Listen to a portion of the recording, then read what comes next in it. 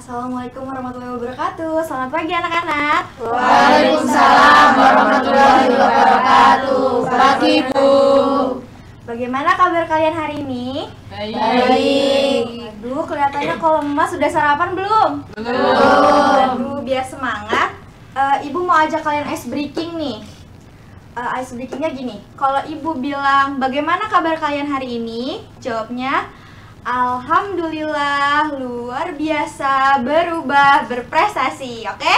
Oke, Bu. Kita mulai ya. Bagaimana kabar kalian hari ini? Alhamdulillah, luar biasa, berubah, berprestasi. Oke. Sebelum memulai pembelajaran pada hari ini, alangkah baiknya kita berdoa dulu. Berdoa menurut agama dan kepercayaan masing-masing. Berdoa dimulai. Selesai. Oke. Kita absen dulu ya. Coba lihat kanan kirinya udah ada belum temennya? Udah lengkap belum? Sudah. Oke. Tapi belum lengkap. Kalau belum di absen satu-satu. Nanti kalau ibu panggil namanya, kalian jawab hadir ya. Iya, Bu. Oke. Aisyah, Hadir Bu. Nisfa, Hadir Bu. Maradita, Hadir Bu. Wulan, Hadir Bu. Putri, Hadir Bu. Nauror, Hadir Bu. Elsa, Hadir Bu. Kinara, Hadir Bu. Laila. Hadir Bu. Oke, alhamdulillah hadir semua ya hari ini. Sebelumnya nih, untuk mengingat lagi, kira-kira kalian ada yang ingat nggak? Kita minggu lalu belajar materi tentang apa? Oke, Mbak Nisfa, silahkan. Izin menjawab Bu, minggu lalu mempelajari materi tentang biosfer. Oke, betul. Ada yang mau menambahkan lagi mungkin? Saya Bu, Oke, Mbak Nauror. biosfer sendiri itu merupakan salah satu ilmu geografi yang membahas mengenai seluruh makhluk hidup yang ada di permukaan bumi serta interaksinya dengan unsur-unsur di permukaan bumi ini. Oke, good. Jawaban dari Mbak Nisfa sama Mbak Nauror. Nah, buat kalian ada yang tahu nggak nih materi hari ini yang mau kita pelajarin apa? Oke, Mbak Kinara, silahkan. Setahu saya setelah materi biosfer itu materinya antroposfer. Oke, betul. Tujuan pembelajaran pada pagi hari ini, kalian diharapkan bisa dan mampu untuk mengetahui apa itu antroposfer, faktor-faktor yang mempengaruhi, serta dinamikanya terhadap kehidupan sehari-hari. Mohon maaf, ini Ibu ditelepon kepala sekolah. Ibu izin sebentar ya. Iya. Oke, iya. Iya. Oke, Bu, baik. Mohon maaf anak-anak, ternyata Ibu dipanggil ke ruangan kepala sekolah sebentar. Jadi Ibu harap kalian bisa tenang ya, duduk di bangku masing-masing agar nggak mengganggu kelas lain. Nah, Ibu minta kalian membaca dulu materi yang akan kita pelajari pada pagi hari ini. Kalian buka bab antroposfer halaman 10. Oke, bisa dimengerti? Bisa, Bu. Oke. Ibu izin tinggal ke ruangan kepala sekolah dulu ya, sebentar. Ya Bu.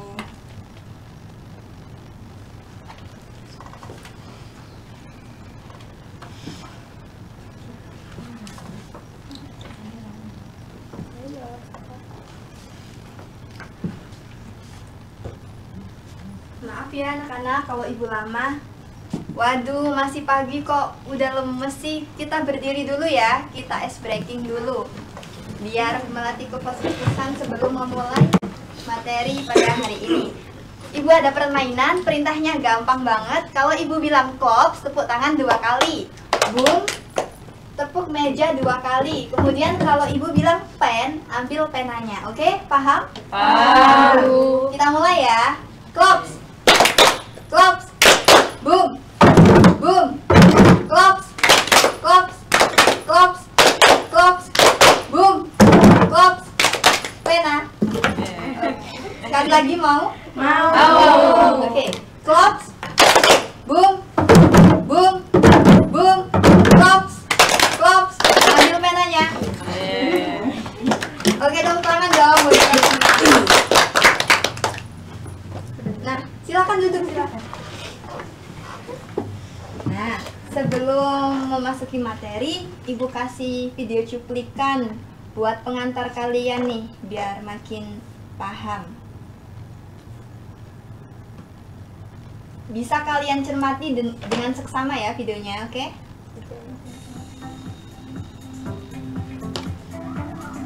DKI Jakarta selama 496 tahun telah menjadi jantung dari aktivitas masyarakat dengan segala pembangunannya. Berdasarkan data BPS 2021, Jakarta menjadi kota terpadat di Indonesia dengan jumlah populasi 10,6 juta penduduk dan kepadatan penduduk mencapai lebih dari 15.000 jiwa per kilometer persegi. Kampung Rawa, Johar, Jakarta Pusat menjadi kelurahan terpadat nomor 1 di Jakarta. Wilayah ini memiliki lebih dari 23.000 jiwa dengan tingkat kepadatan sekitar 91.000 jiwa per kilometer persegi. Di Kampung Rawa tak sulit menemukan deretan pemukiman padat penduduk dengan bangunan rumah yang sempit dan jarak berhimpitan satu sama lain. Kondisi yang jauh dari lingkungan tempat tinggal yang layak huni dan memadai. Salah satu warga, Eti, mengaku tinggal di sini lebih dari 61 tahun sejak ia lahir. Di rumah petak seluas 3 x 5 meter persegi ini, ia hidup bersama suami dan ketiga cucunya. Tanpa toilet dan dapur, ia terbiasa beraktivitas harian masak dan mencuci baju di teras depan rumah. Bahkan menumpang ke toilet saudara atau membayar toilet umum. Menurutnya, tak sedikit masalah di lingkungan padat penduduk ini, mulai dari masalah banjir, kemacetan, akses, hingga saluran air yang menimbulkan genangan yang menjadi sarang jentik nyamuk. Banjir, tempat banjir segini dulu. Saya banjir segini. Ini emang ini suka banjir. Oh dulu enggak, kalau dulu susah motor biasa aja. Sekarang yang banyak motor sekarang. Ya, sekarang banyak nyamuk, dulu mah nggak ada. Dulu mah nggak ada nyamuk, sekarang pas segini nih banyak nyamuk nih. Menurut Direktur salah satu organisasi non-profit dengan misi membuat Jakarta kota layak huni, kepadatan Jakarta salah satunya disebabkan oleh pembangunan yang terpusat di daerah tertentu, sehingga banyak orang menuju ke pusat kota. Tapi kita kepadatan itu terlalu terkonsentrasi pada area-area tertentu yang komersial value-nya tinggi, jadi tidak merata. Simpelnya adalah memang transportasi kita cuma ada di situ sekarang. Jadi orang-orang akan kembali lagi ke daerah-daerah yang memudahkan mereka untuk mencari tempat tinggal maupun tempat bekerja. Guna menyiasati masalah kepadatan penduduk dan keterbatasan lahan di Jakarta, pemerintah telah berupaya menyediakan perumahan melalui skema hunian vertikal seperti rusun dan apartemen. Hal ini berpotensi meningkatkan tingkat layak huni atau livability kota. Wendy menjelaskan, pembangunan rumah vertikal saat ini sudah jauh lebih baik dibandingkan sebelumnya, seperti ketersediaan fasilitas elektrik yang memadai, area outdoor, taman bermain anak, hingga ventilasi udara yang baik, dan langit-langit yang cukup tinggi. Selain itu, sebaiknya pembangunan rumah vertikal berada di lokasi yang tak jauh dari sumber ekonomi warga. Misalnya dia nelayan, harus kan dipindahkan ke area-area yang memang misalnya dekat pasar ikan atau apa, jadi dia tetap bisa bekerja sesuai dengan pengalamannya, ya, untuk hal seperti itu. Nah, tidak bisa semuanya dipindah, kamu harus semuanya kerja di misalnya di pabrik semen gitu, something like that. Itu nggak bisa. Itu tidak akan membuat mereka menjadi comfortable di tempatnya yang baru. Mereka akan pindah lagi, kembali lagi ke tempat yang asalnya. Selain fasilitas dasar yang mengatakan penting pula property management atau SOP pengelolaan rumah susun memenuhi standar. Hingga berita ini ditayangkan, pihak Pemprov termasuk Kementerian PUPR dan Dinas Cipta Karya, Tata Ruang dan Pertanahan DKI Jakarta masih belum merespon terkait pembangunan rumah vertikal di Jakarta. Tim Liputan CNN Indonesia.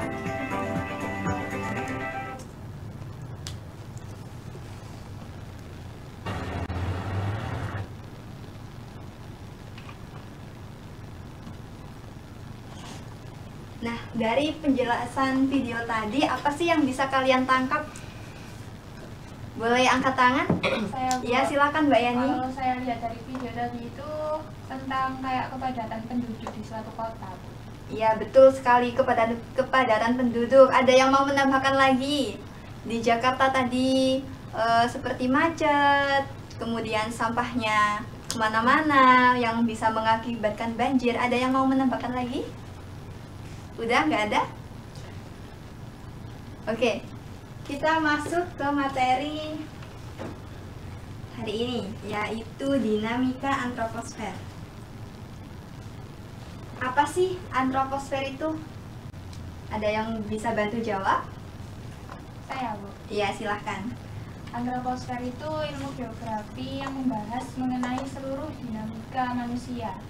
Bagus sekali, tepuk tangan untuk Mbak Yani. Ini ada reward dari Ibu buat Mbak Yani, biar semangat. Makasih, Bu. Nah, antroposfer itu, antropos berasal dari kata antropos yang berarti manusia dan sphaira yang berarti lingkungan. Atau antroposfer itu bisa disebut dengan lapisan manusia. Kemudian, bagaimana sih persebaran antroposfer itu? Nah, tidak semua tempat di bumi ini dapat ditinggali manusia. Hanya sebagian besar yang berupa daratan dan sisanya itu lautan. Nah, bentangan daratan hanya 29% dan itu pun terbagi dengan 12% sebagai pegunungan berupa pegunungan, hutan dan rawa, kemudian 6% berupa daerah kutub dan 5%-nya berupa gurun. Hal ini dikarenakan karena iklimnya yang sangat parah. Kemudian yang keenam yaitu hanya sisa 6% yang dapat ditinggali manusia dan berupa daratan tempat tinggal manusia. Kemudian ini ada bidang kajian antroposfer. Yang pertama, sejarah dan faktor perkembangan penduduk. Yang pertama, pada zaman nomaden atau semi nomaden, kisaran kurang dari 5.000 sebelum Masehi. Nah, ini. Kemudian yang kedua ada zaman negara kota. Ini kisaran dari 5.000 sebelum Masehi hingga 0 Masehi. Dan yang warna ungu ini pada zaman kerajaan, ini kisaran 0 sampai 1.500 Masehi. Dan yang sekarang era global dari 1.500 Masehi hingga saat ini. Kemudian faktor persebaran penduduk. Yang pertama ada faktor fisiografis berupa kesuburan tanah, iklim, dan yang kedua faktor biologis, ini berupa kelahiran, kematian, dan yang ketiga ada faktor kebudayaan dan teknologi. Selanjutnya ada kuantitas penduduk. Yang pertama ada sumber data penduduk, ini seperti sensus penduduk, registrasi penduduk, dan survei penduduk. Kemudian dinamika penduduk, mobilitas penduduk, dan bonus demografi. Dan kajian bidang antroposfer yang ketiga yaitu kualitas penduduk. Yang pertama tingkat pendidikan. Menurut kalian tingkat pendidikan di Indonesia ini sudah tinggi, rendah, atau masih sedang? Sedang. Jawabannya masih rendah. Hal ini dibuktikan dengan data BPS pada tahun 2020, yaitu hanya yang melek huruf hanya 88%, dan itu dibagi dengan yang sekolah SD, SMP, SMA hingga perguruan tinggi. Dan faktor apa sih yang membuat tingkat pendidikan di Indonesia ini rendah? Salah satunya yaitu kesadaran yang rendah. Banyak orang tua dengan pemikiran kuno, untuk apa sih sekolah tinggi-tinggi, kan nanti juga ada di dapur. Kemudian ada lagi nih, pendapatan. Memang dulu ada pepatah, banyak anak banyak rezeki, tapi sekarang banyak anak makin banyak pengeluarannya, sedangkan orang tuanya pendapatannya sangat terbatas. Kemudian pada gambar ini sarana kalau di kota pendidikan sarana pendidikannya memang bagus, tapi bagaimana kalau di pelosok seperti Papua? Sekolah tidak memakai sepatu, kemudian tidak ada bangku, dan seperti itu.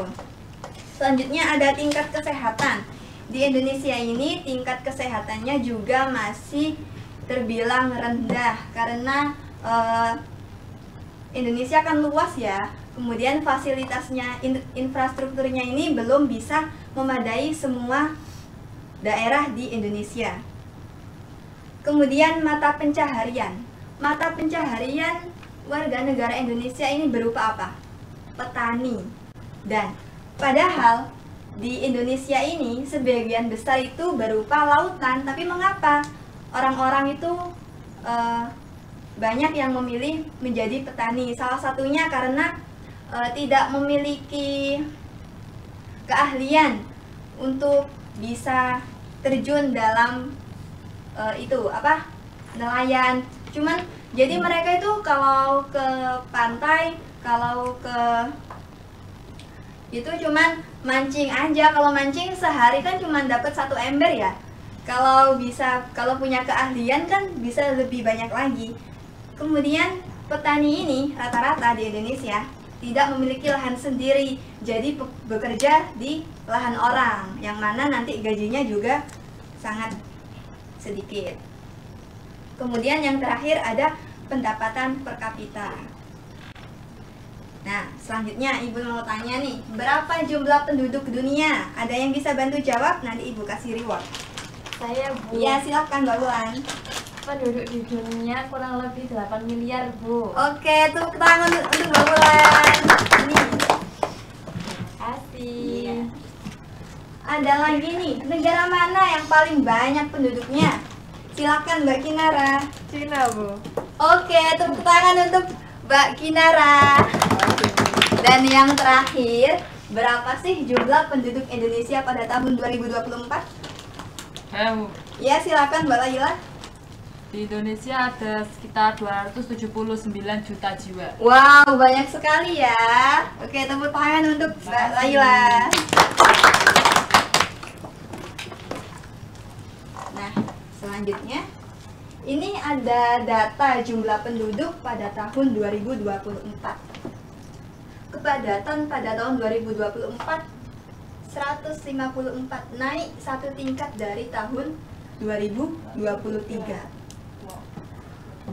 Ternyata cuplikan video tadi itu Jakarta termasuk kota yang populasinya paling tinggi di Indonesia. Makanya banyak sampah, terus yang bisa mengakibatkan banjir, polusi meningkat, kemudian konflik sosial juga meningkat. Dan yang kedua ada Surabaya yang kita tempati saat ini. Efek dari banyaknya kepadatan penduduk itu apa aja? Yang pertama, ya kayak tadi, polusinya, kemudian macet. Iya, Surabaya macet ya. Iya. Selanjutnya, coba sebutkan fenomena alam yang diakibatkan antroposfer. Saya, Bu. Oke, Mbak Laila silakan. Kematian. Bagus. Yang lain? Kelahiran, Bu. Kelahiran, kemudian Kepadatan penduduk. kepadatan penduduk atau perpindahan penduduk. Boleh, bagus. Nah, dan sekarang yaitu tentang aspek-aspek kependudukan dalam lingkup antroposfer. Yang pertama ada jumlah dan perkembangan penduduk, 2 pertumbuhan penduduk, 3 persebaran dan kepadatan penduduk, dan yang keempat kualitas penduduk, terakhir mobilitas penduduk.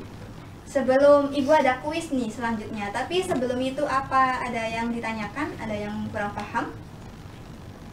Nggak ada? Oke, kita lanjut ke kuis ya. Boleh dibuka HP-nya?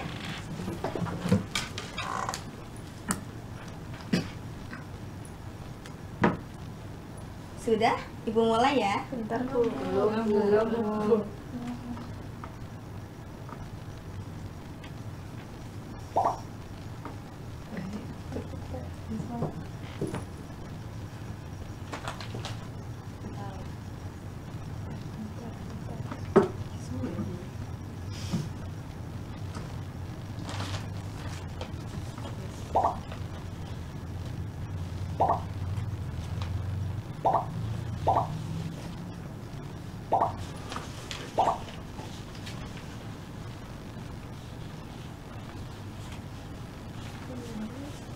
Sudah? Sudah semua?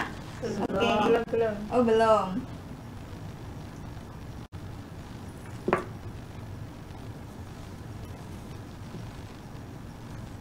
Oke, Ibu mulai. Waktunya 3 menit dari sekarang.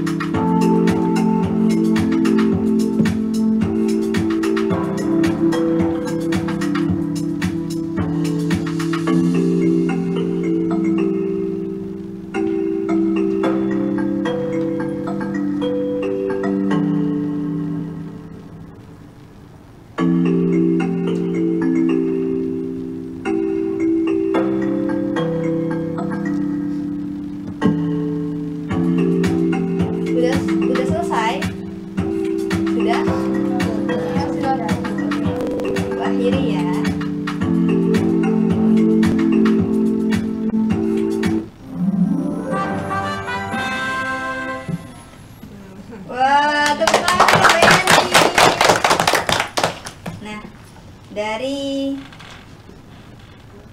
hasil kuis tadi, belum.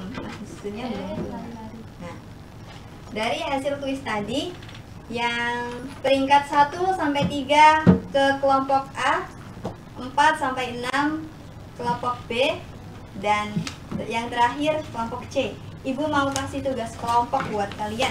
Ayo silakan pindah sesuai dengan kelompoknya masing-masing.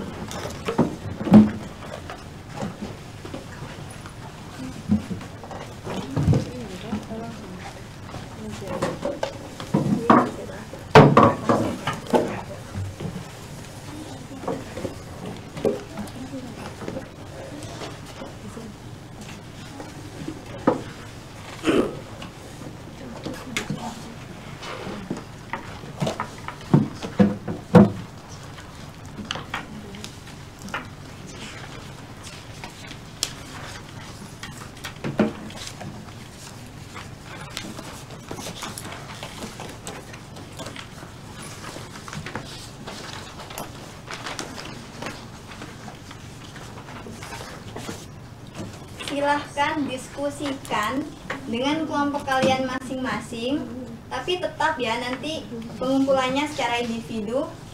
Lalu nanti salah satu dari perwakilan kelompoknya maju ke depan untuk presentasi. Oke, paham? Paham. Silakan.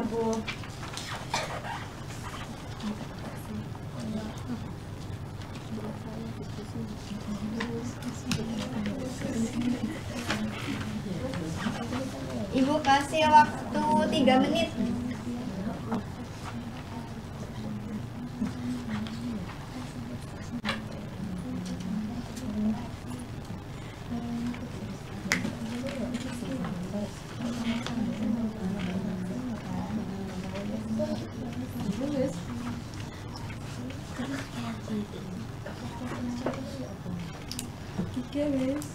Gimana, ada kesulitan?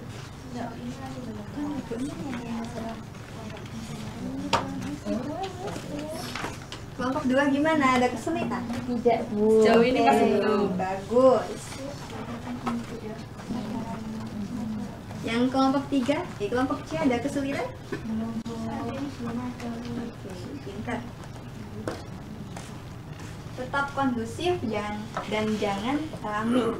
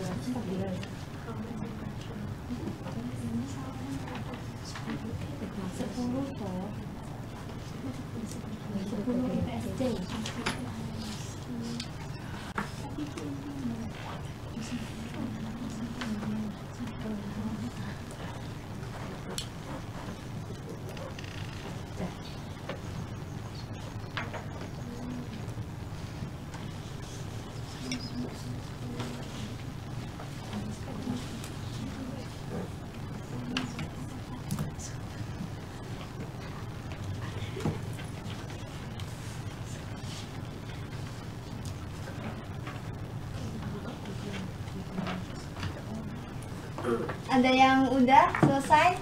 Sebentar, Bu. Oke. Waktunya kurang setengah menit. Ya. 30 detik.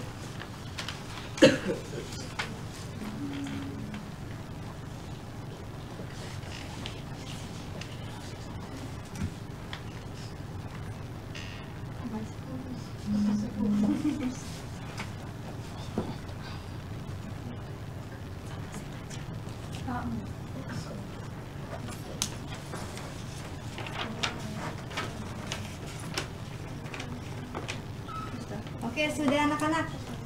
Waktunya sudah habis.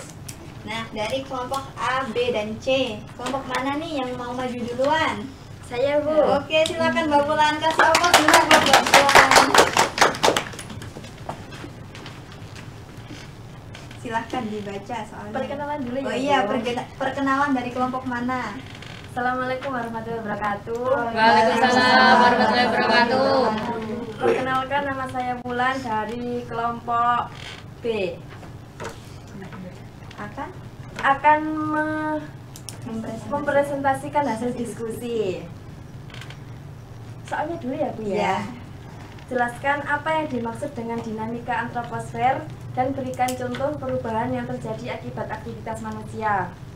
Setelah saya diskusi dengan kelompok, jadi dinamika antroposfer mengacu pada perubahan dan interaksi yang terjadi di antara manusia dan lingkungan mereka. Ini melibatkan pengaruh manusia terhadap lingkungan fisik, biologis, sosial, dan ekonomi. Perubahan ini seringkali terjadi sebagai akibat dari aktivitas manusia yang melibatkan penggunaan sumber daya alam, pemukiman manusia, produksi industri, pertanian, transportasi, dan sektor-sektor lain yang mempengaruhi lingkungan. Contohnya yaitu pencemaran udara akibat emisi kendaraan bermotor dan pabrik, pencemaran air oleh limbah industri atau domestik, serta pencemaran tanah oleh bahan kimia seperti pestisida dan limbah padat. Sudah Bu. Oke, kasih ongkos dulu buat Mbak Bulan. Mbak Bulan boleh sih, boleh duduk sekarang. Kemudian yang mau maju kelompok A atau kelompok C? Oke, silakan Mbak Niswa.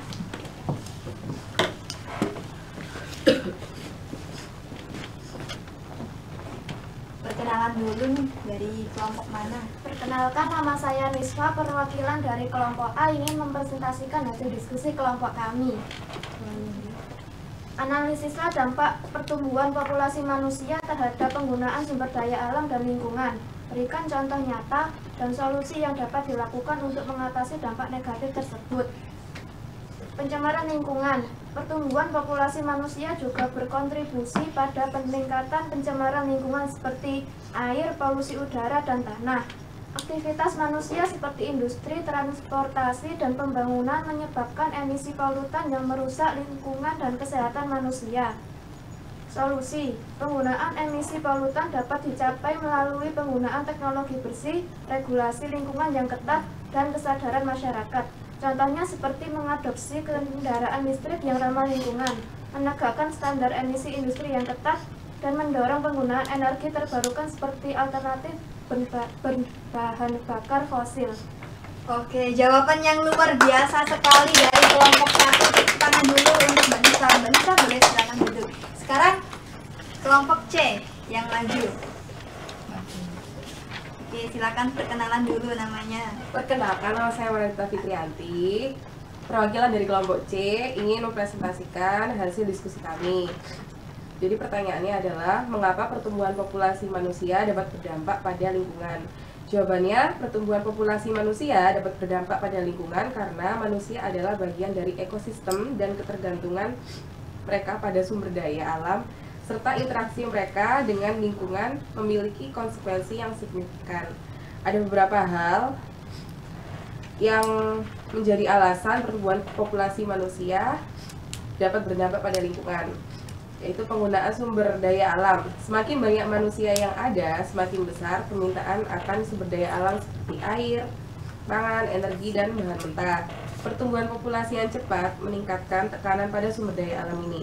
Pembangunan infrastruktur, industri, dan pertanian yang berkembang untuk memenuhi kebutuhan populasi dapat mengakibatkan eksploitasi berlebihan, degradasi habitat, dan penurunan kualitas sumber daya alam. Sudah. Sudah. Oke, tepuk tangan dulu untuk Mbak Nisa. Jangan lupa minum obat ya. Hasil dari diskusi kelompok A, B, dan C semuanya bagus, tapi lebih baik lagi kalau diberi peta konsep ya, agar lebih paham. Nah, kebetulan Ibu ada rapat nih buat review seperti peta konsep tadi. Silakan dikerjakan. Tetap pengumpulannya secara individu. Ibu tinggal dulu ya, Ibu ada rapat. Baik. Tetap kondusif, jangan ramai, jangan sampai mengganggu kelas sebelah, oke? Oke.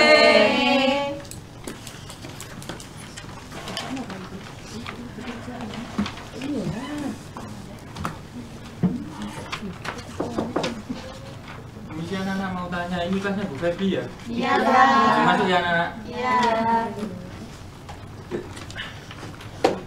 Nah, baik.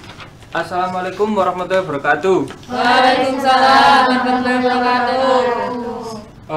Berhubung Bu Febi tadi masih ada rapat, jadi Bapak di sini akan menggantikan Bu Febi untuk sementara waktu. Bagaimana materi Bu Febi tadi? Menyenangkan atau tidak anak-anak? Seru, Mak. Mari. Apakah ibunya cerewet anak-anak? Iya, Pak. Jadi langsung saja, Bu Febi tadi menjelaskan apa ya?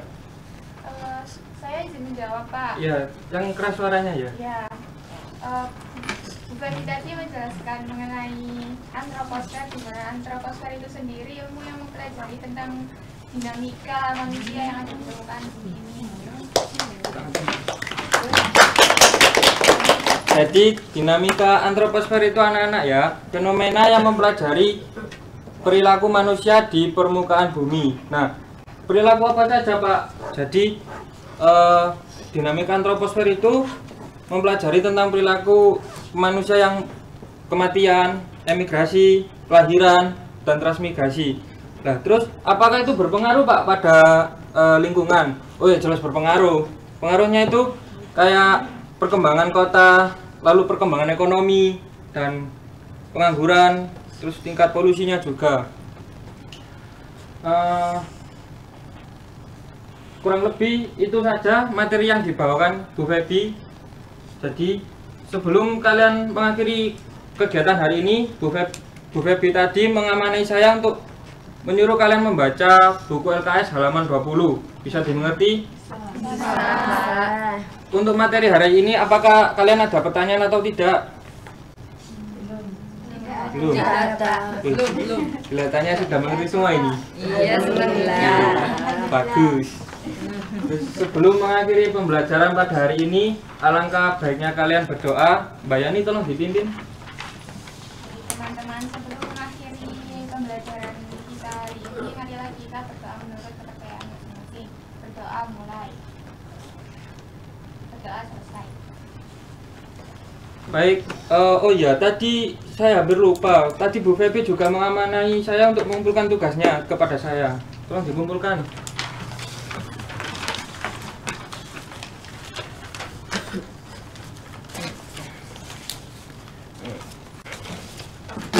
Nah, sekian dari saya. Apabila saya ada salah kata, Bapak mohon maaf pada kalian ya anak-anak. Sekian dari saya. Wassalamualaikum warahmatullahi wabarakatuh. Waalaikumsalam warahmatullahi wabarakatuh. Ya, silakan keluar turut masing-masing ya anak-anak. Baik, Pak.